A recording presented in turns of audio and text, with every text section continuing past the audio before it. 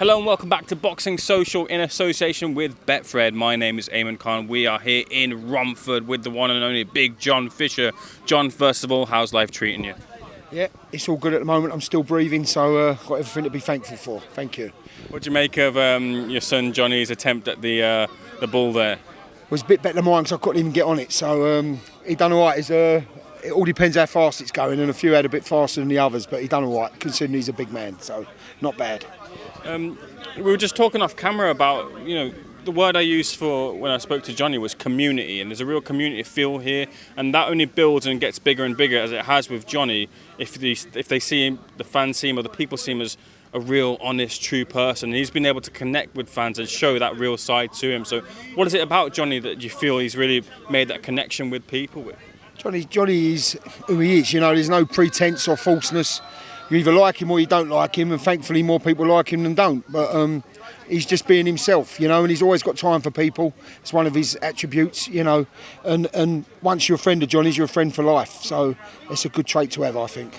Can you take me back to all those years ago when Johnny really wanted to make boxing like his thing? Can you remember if it was like a fight he watched or with you, or what was it that got him from watching boxing to getting into the gym? He was always into boxing. I got him into boxing at an early age because I thought it was a good sport for a youngster to do for fitness and discipline. And then when he was 15, he had a good few fights in a row, and then it wasn't until we went to university and he started again. And when he started sparring Joe Joyce, and then he went to Las Vegas, I think that was when he really knew that he could do something in the sport. That was when it sort of clicked. He's always loved it. He's always loved boxing. But I think when he went to Las Vegas, that was when it sort of clicked that he could do something in the sport.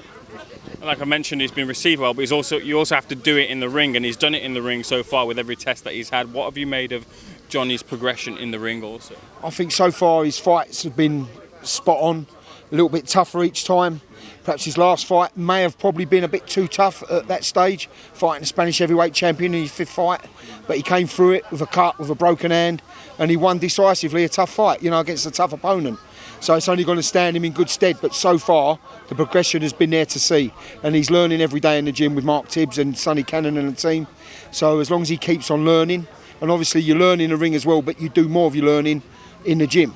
And that's what he's doing at the moment.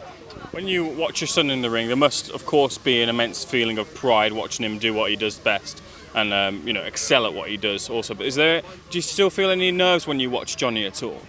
I'm always nervous. I'm terribly nervous, I've just been and watched Johnny train, and to anyone that don't know him, you see him hit the pads, you see him spar, you think, God, he's something special, he does really well. But when he's in that ring, he's your son. And I know as well as anyone in boxing, anything can happen. One punch, can change a fight. Anything can happen. Like in his last fight, when he got cut, that could have thrown him. Thankfully, it didn't. But he's still your boy. He's still your little boy. When he's in that ring, no matter how big he is, no matter how strong he is, when he's in that ring, he's still your little boy. And all you want to do as a parent is protect him. And when he's in that ring, you can't protect him. So it is nervous. I do get nervous, and I admit that. With Johnny also, he'll be out August 6th on the Sheffield Smith versus O'Mason bill. But in terms of Johnny for the rest of the year, what would you like to see him do? Fighters want activity, they want to get to have as many fights as possible. Is that what you want to see for Johnny too? Well, obviously he's coming back off an injury for this one. So first and foremost, just want him to get through this fight injury-free. He's training hard, so there's no signs that anything's wrong. It's all good. So hopefully have this fight, win it. And then I'd like to see him have another one probably October. And then probably one more before Christmas. But he's got in his contract that he can fight in America this year. So one America might be good. But then if that's not the case and we put that back to next year, then so be it. But a nice 0-2 pre-Christmas fight would be good with a lot of fans. That would be great. Watching you and Johnny, I think, is quite interesting because when it comes to in boxing, fathers and sons, sometimes it doesn't get on. Sometimes the fathers and sons don't get on so well. So, for example, Lopez and Lopez Senior, or other fighters you can name. But you two have an honest kind of feel between yourselves. Why do you two as people kind of get on so well? Listen, I got on really well with my dad. I worked with my dad for 20 odd years. He's not with us anymore. And Johnny got on really well with my dad, his granddad. His granddad used to take him. I've got two other sons, 3 sons. So they're quite into their football, quite good at their football. So I used to take them football. My dad used to take him boxing. It's just the way we are. It's family. Family means everything. And we have our arguments, we have our ups and downs, but we're always there for each other. And I think that's the way it should be. Not everyone get on with their family, but for me is so important. You know, I got with my dad and I miss him every day. And when I'm gone, I hope he misses me every day, as my other sons. And that's all you can ask for as a dad. You also have your own stardom that you're building also too with your TikTok successes there.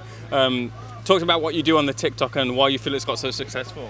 Listen, I didn't even know I was on TikTok. I was walking down the street and someone asked for my photograph and I said, why do you want that?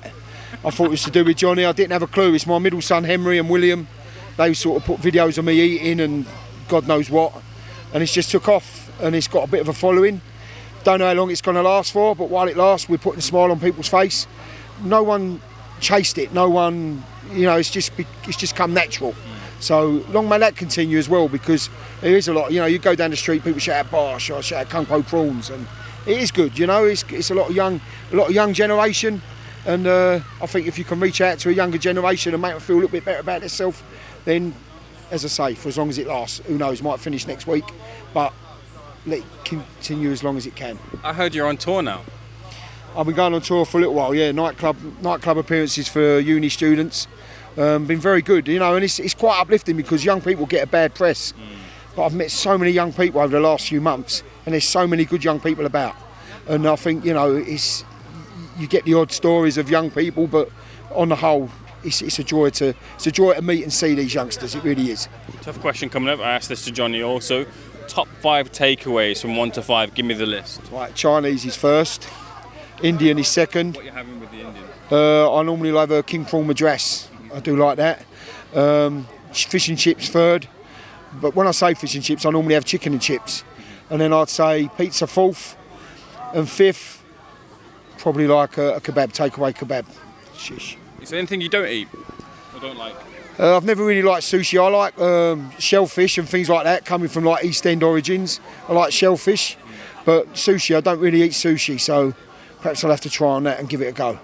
Finally, we mentioned obviously that Johnny's back out August 6th. What can fans expect to see who purchase a ticket, who watch him on DAZN? What can they expect to see from him? He's going to be, listen, he's been learning in the gym, he's been working hard, and I've watched quite a few of his spars lately and he's looked really good. So hopefully they'll see a little bit more control, but attack when the time's right. You know, that's what they're teaching him, because he has got a lot of power, but you can't use that power all the time.